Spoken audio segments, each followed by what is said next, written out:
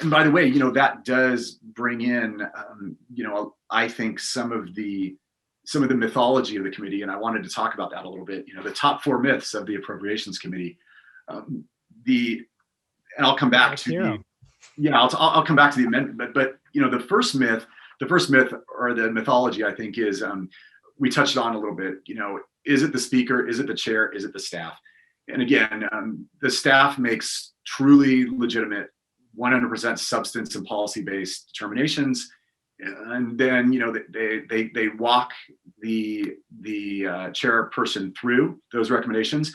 And remember, this is more of an art than a science. I mean, sometimes they might say that if we pass this bill, it's going to result in lawsuits, and the chair might say, "Yeah, I don't really believe that." So it is a subjective determination, but I'd say 80% of the determinations are made by the staff or recommendations. And then the chair maybe changes, 15 or, another 15 to 20%. And then the speaker only changes 1 to 3%. And a lot of it depends on the speaker, and a lot of it depends on the chair having a good rapport with the speaker and some trust. But when I was there, with Speaker Perez and the early days of Speaker Atkins, there was a lot of trust. And, I think they respected my recommendations. And so they didn't flip me that much. So that's one of the myths. A lot of people say it's just the speaker. No, it really isn't. It's the chair, and it's the chair staff. The second one is that somehow the committee doesn't follow rules, that it is just like there's no recorded votes and it doesn't really follow things. Well, the legislature can only act by votes. So technically, when the chair announces an outcome, it is doing it with the will of the committee backing up the chairperson. And there have been a couple times where the committee has revolted and not backed up the chairperson. And I remember a couple times in my tenure, and certainly when other people were chair of the committee. But the bottom line is, legislatures are all about rules, and things are done in appropriations by recorded vote when appropriate, or they're done by operation of rules. And, a simple one would be that when an item goes to suspense, that's the rule of the House. A simple thing is, it costs more than X, it goes on suspense.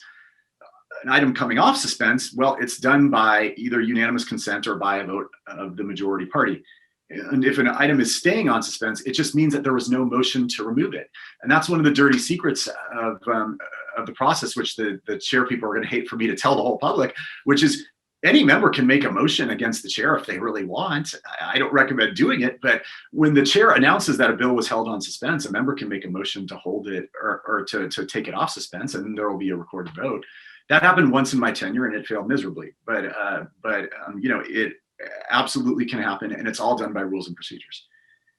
The other myth is that the committee acts just by cost, and this is one that I really tried to dispel, and I was very, very unsuccessful with members.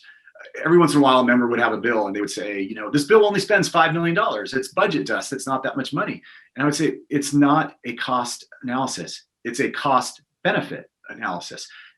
And what I mean by that is, every year the committee would have bills that did something absolutely profound but cost billions of dollars. If you're going to provide healthcare to kids who desperately need it, that's going to cost a lot of money, but it's worth it. It's a cost benefit analysis.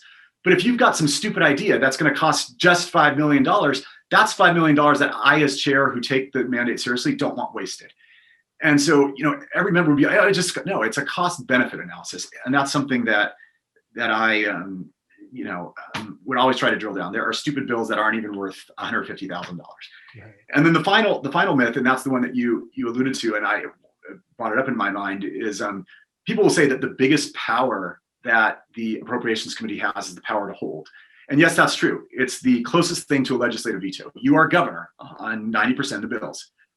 The real biggest power is the power to amend, because amendments in the other committees are negotiated largely on the microphone, and they'll happen, during the committee, and the authors there's some back and forth, and the witnesses weigh in.